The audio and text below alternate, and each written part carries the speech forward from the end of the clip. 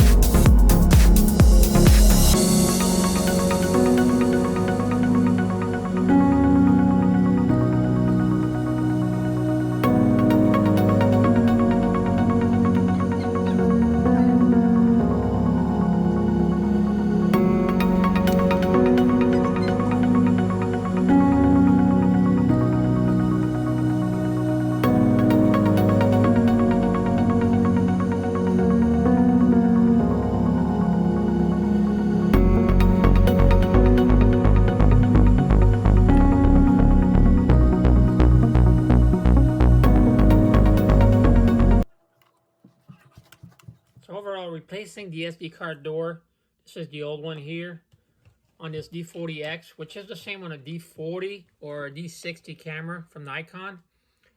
It's a fairly simple process. I didn't have to take everything apart completely. I did have to undo the screws at the bottom, the sides, as well as the little screw inside the SD card door.